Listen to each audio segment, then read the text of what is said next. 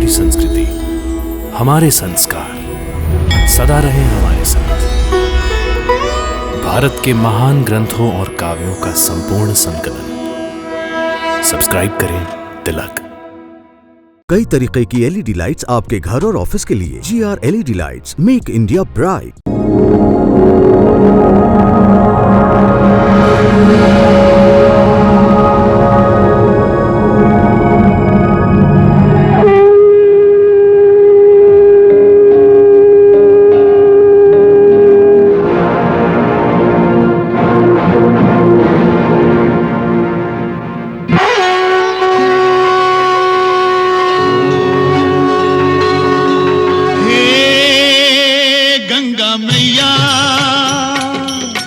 तेरी शरण में जो भी प्राणी आया उसका बेड़ा पार लगाया। गंगा मैया, गंगा मैया, हे गंगा मैया, हर हर गंगे, जय जय जय हर हर गंगे। निर्बल का बल तेरा ये जल, अमृत जैसा सबके लिए। इसमें नहा के तन निर्मल हो, मन पावन हो जो इसको पिए।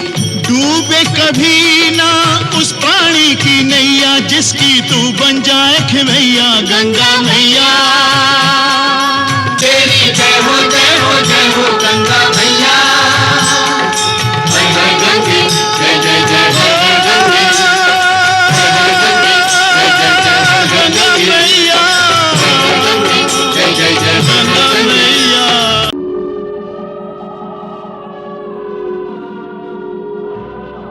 हे भगवान हमें मुक्ति चाहिए, हमें मुक्ति चाहिए। हे भगवान हमें चाहिए, हमें मुक्ति चाहिए, प्रभु मुक्ति चाहिए। प्रणाम परमपिता। कल्याणमस्तु। हमारा कल्याण कब होगा प्रभु? हम युगों युगों से भटक रहे हैं। कब इस शाप योनि से हमें मुक्ति मिलेगी प्रभु? जब देवी गंगा का धरती पर अवतरण होगा, अतः प्रतीक्षा करो वत्स, और साथ साथ प्रभु की प्रार्थना भी करो कि देवी गंगा शीघ्र, अति शीघ्र पृथ्वी लोक पर अवतरित हो जाए। जो आज्ञा प्रभु।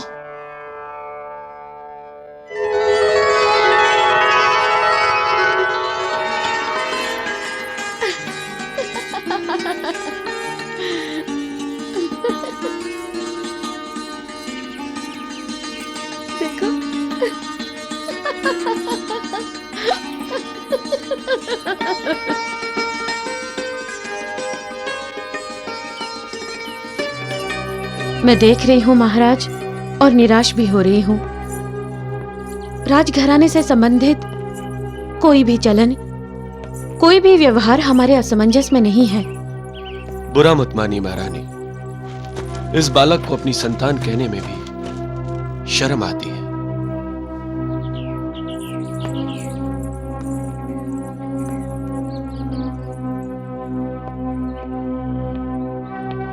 प्रणाम पिताश्री, प्रणाम माताश्री। कल्याणमस्तु। सुखी भव। तितलियां पकड़ रहे हो पुत्र? तितली अपने मन की भांति है पिताश्री, चंचल, कभी किसी के हाथ नहीं आती। अभी एक फूल पर तो तुरंत दूसरे फूल पर। तितली को वही पकड़ सकता है जो अपने मन पर अंकुश लगा सकता है। हाँ, परंतु मन तो विकारों के अधीन ही होता है, कभी काम के तो कभी क्रोध के अधीन, कभी सुख से तृप्त तो कभी दुख से अतृप्त। विकार मन को और मन मनुष्य को दुर्बल बना देता है। पुत्र असमंजस, तुम्हारी उम्र केवल 12 वर्ष की है। ना तो ऐसी भाषा शोभा देती है तुम्हें, और ना ही तितलियां। तुम राजकुमार हो पुत्र, राजकुमारों की भांति रहो, तपस्वियों की तरह नहीं। तुम्हें आश्रम में नहीं रहना है, अयोध्या का राज सिंहासन संभालना है। पिताश्री, हम कुछ विचार करते हैं और विधाता ने कुछ और ही विचार कर रखा होता है। इस समय तुम विधाता का नहीं, अपने माता पिता का सोचो पुत्र। क्या आ गया है मुझे? तितलियां पकड़ने के स्थान पर यदि तुम शिकार खेलने वन में जाओगे तो मुझे और आपके पिताश्री को संतोष होगा। जैसी आपकी आज्ञा माताश्री।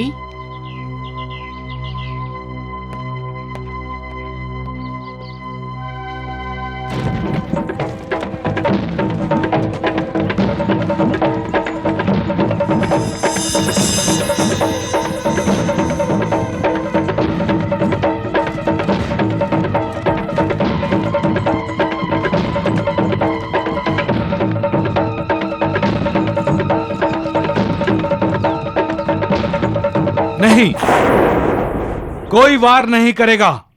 हिरण का आखेट नहीं होगा। राजकुमार, अब आप युवा हो गए, बच्चे नहीं रहे। आप अयोध्या के युवराज बनने वाले हैं। युवराज ऐसा आचरण नहीं करते। आपको शिकार नहीं करना था तो ना करते, किंतु आपने सिपाहियों को भी शिकार करने से रोका। क्यों? शिकार कोई युद्ध नहीं है जहां धर्म अधर्म देखा जाए। शिकार तो एक क्रीड़ा है, एक खेल है। निर्बलों की हत्या करना खेल है? नहीं माताश्री, और यदि यह खेल है तो इस खेल को तत्काल बंद कर देना चाहिए। पिताश्री, आप ही ने तो मुझे शिक्षा दी है कि निर्बलों की, निसहायों की सदा रक्षा करनी चाहिए, और मैंने वही किया।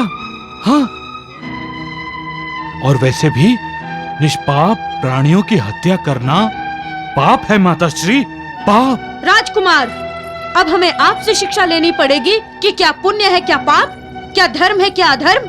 नहीं नहीं माताश्री, मैंने तो अपने मन की बात बताई है। पता नहीं, जब वो हिरण मेरे सामने आया तो मुझे ऐसा अनुभव हुआ कि यदि हमने उस पर बाण छोड़ा तो वो हिरण हमें श्राप दे देगा। श्राप माताश्री।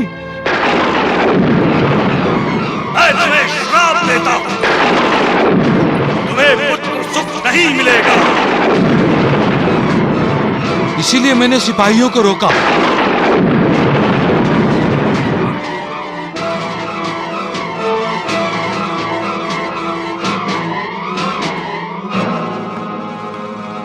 नारायण नारायण नारायण। देखा मैया, असमंजस ने अनजाने में कितना बड़ा काम किया है। अनजाने में नहीं देवऋषि, असमंजस ने जानबूझकर। नारायण नारायण नारायण। देवर्षि नारद, असमंजस एक महान आत्मा है। वो प्रभु की लीला जानता है। वो ये भी जानता है कि उसने सगर और केशनी के यहां जन्म क्यों लिया है। क्यों उसने जन्म लिया है परमपिता? वो माध्यम है देवी गंगा के पृथ्वी लोक पर अवतरण होने का। असमंजस ने सगर केशनी को श्राप की याद क्यों दिलाई परमपिता? वो ये देख रहा है कि देवी गंगा के पृथ्वी पर अवतरण होने के लिए सगर और केशनी कोई कार्य नहीं कर रहे हैं, और विधान ये है कि सूर्यवंशी कुल से ही देवी गंगा का अवतरण हो। तो क्या अब सगर केशनी कार्यरत होंगे परमपिता? हाँ देवी, प्रभु ने असमंजस के माध्यम से सगर और केशनी को निद्रा से जगाया है। नारायण नारायण नारायण नारायण। तुम्हें पुत्र सुख नहीं मिलेगा। मैं तुम्हें श्राप देता हूं। केशनी, नहीं, नहीं। क्या हुआ उसे?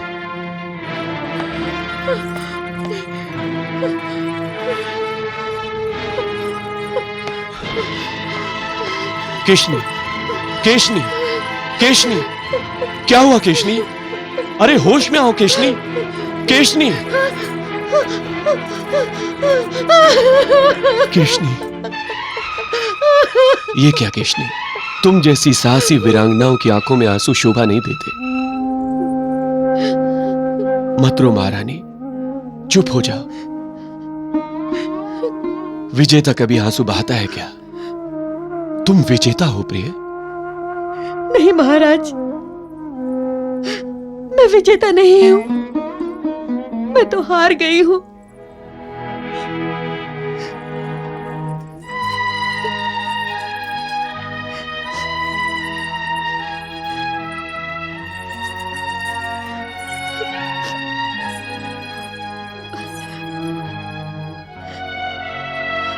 रणभूमि पर मैंने कई पराक्रम किए हैं, कई योद्धाओं को पराजित किया है, लेकिन क्या महारानी? जीवन भी एक रणभूमि है, ये मैं उस समय नहीं जानती थी, लेकिन आज जान गई हूं। और इस रणभूमि में मेरी पराजय हुई है महाराज, मेरी हार हुई है।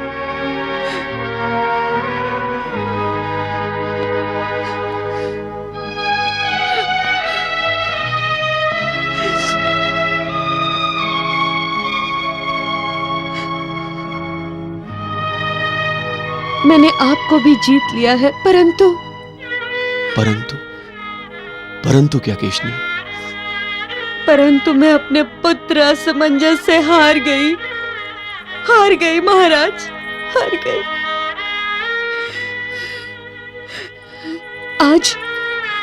आज उसने हमें हिरणी के श्राप की याद दिलाई। वो अनजाने में बोला, किंतु नियति उसके मुख से बोली महाराज। हिरणी ने हमें श्राप दिया था, ये सत्य है, और ये भी सत्य है कि हमारे प्रारब्ध में पुत्र सुख नहीं है। केशनी,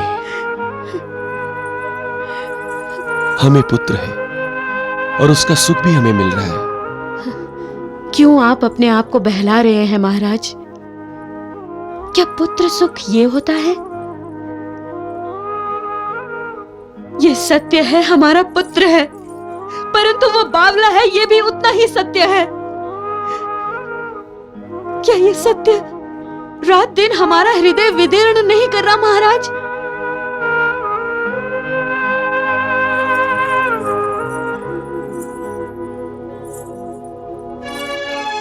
हमें पुत्र है, परंतु क्या राजपाट में रस है उसका? क्या वो अयोध्या के हित में कोई निर्णय ले सकता है? क्या वो कभी राजनीतिज्ञ बन पाएगा? नहीं महाराज, नहीं। उसे रस है तो संन्यास में, तपस्या में, संसार से विरक्ति में। क्या इससे आपको सुख मिलता है?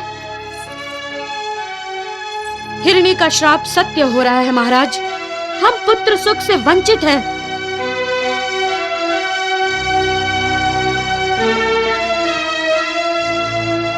नहीं महारानी, नहीं।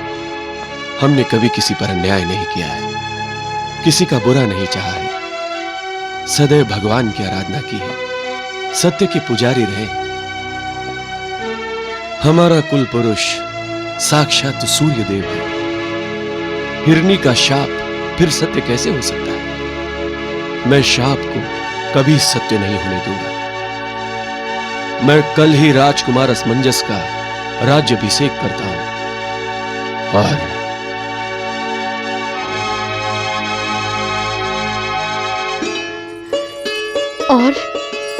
अयोध्या का राज्य उसे सौंपकर हम वानप्रस्थ आश्रम में चले जाएंगे।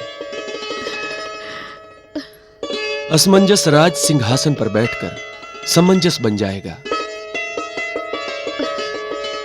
उसे राजनीति में रस आने लगेगा, मंत्रियों के साथ विचार विमर्श करके सही निर्णय भी लेने लगेगा। इतने कार्य होंगे उसके पास करने के लिए कि सन्यास और तपस्या की ओर उसका ध्यान ही नहीं जाएगा। क्या ऐसा संभव है महाराज? क्यों नहीं महारानी, ऐसा ही होगा प्रिय, ऐसा ही होगा। नारायण नारायण नारायण नारायण। क्या बात है देव ऋषि, आप आज त्रस्त दिखाई दे रहे हैं? मैया, आप तो हमारी माँ हैं। आपसे हम कुछ छिपाना भी चाहें तो नहीं छिपा सकते मैया। देवऋषि, माँ केवल आहट से ही अपनी संतान की मनोदशा समझ जाती है।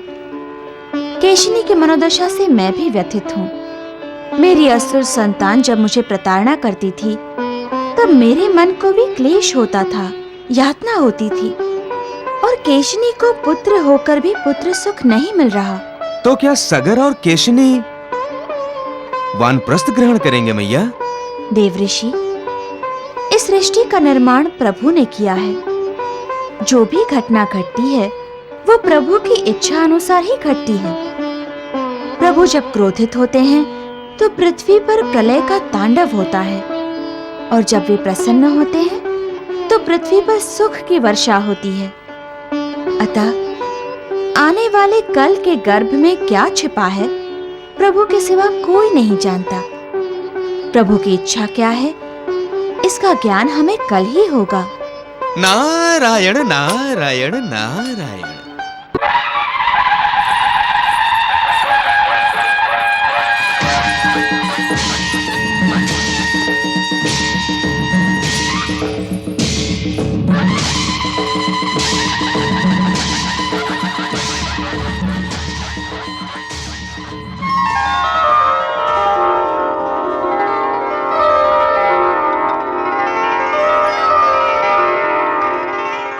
अयोध्या नरेश, महाराज सगर को महामंत्री का प्रणाम।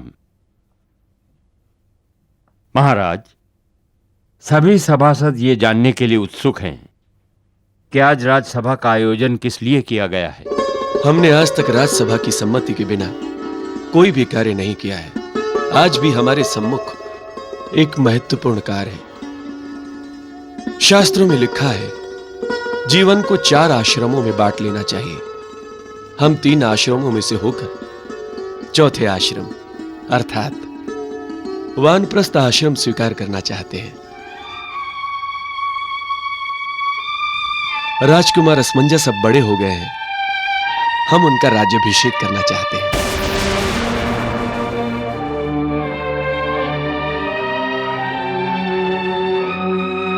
महामंत्री, राज्यसभा ने क्या सोचा है? महारानी जी, सर्वप्रथम तो मैं ये बताना अपना कर्तव्य समझता हूँ कि आपका और महाराज का वानप्रस्थ ग्रहण करने का समय अभी बहुत दूर है।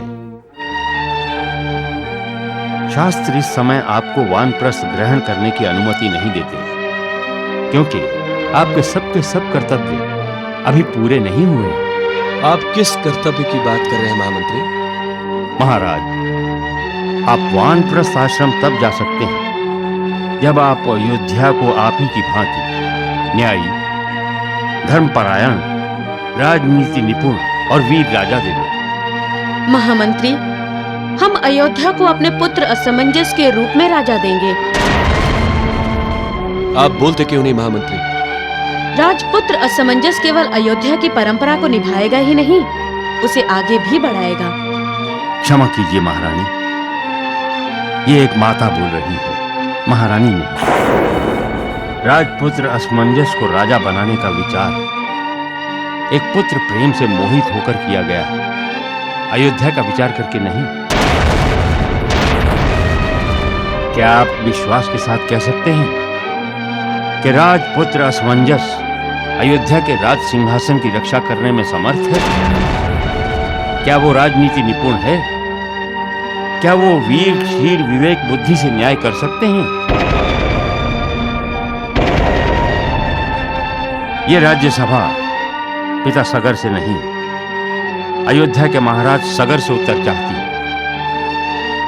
राजपुत्र असमंजस तो कभी राज्यसभा में आने का कष्ट भी नहीं करते। उनका सिंहासन तो सदा ऐसे ही रहता है। क्षमा कीजिए महाराज, राजपुत्र असमंजस अयोध्या के उत्तराधिकारी नहीं बन सकते, और जब तक अयोध्या को उसका उत्तराधिकारी नहीं मिलता तब तक आप वानप्रस्थ जाने का विचार भी न करें। नारायण नारायण नारायण। ये सत्य है मैया कि प्रभु की इच्छा के बिना पेड़ का एक पत्ता भी नहीं हिलता, तो सगर वानप्रस्थ कैसे ग्रहण कर सकता है? इस समय यदि सगर ने राज त्याग किया तो पृथ्वी पर आपका अवतरण कैसे होगा? प्रभु की लीला वही जाने देवऋषि। हम सब अनभिज्ञ हैं। नारायण नारायण नारायण। ओम शांति शांति शांति।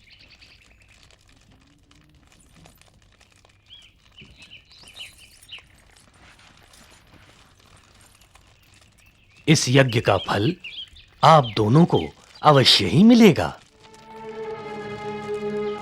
क्यों? चुप क्यों हैं आप दोनों? महर्षि, आप तो सब जानते हैं। राजसभा ने राजकुमार असमंजस को उत्तराधिकारी मानने से ना कर दिया। उचित ही तो किया है राजसभा ने। प्रजा भी चाहती है राजन कि उनका राजा मोम का बना हुआ ना हो। राजा को श्री विष्णु का अंश माना जाता है। क्यों? क्योंकि राजा को सर्व सामर्थ्य संपन्न होना चाहिए, जो राजकुमार असमंजस नहीं है। राजकुमार के इस निर्णय से दुखी मत हो राजन। हम दुखी नहीं है महर्षि, हम एक उलझन में हैं। कैसी उलझन? असमंजस यदि उत्तराधिकारी नहीं बन सकता है तो कौन? क्यों? असमंजस का छोटा भाई, आपका दूसरा पुत्र। परंतु हमें तो एक ही पुत्र है महर्षि। दूसरा हो सकता है। अयोध्या के हित के लिए आपको उत्तराधिकारी देना ही होगा।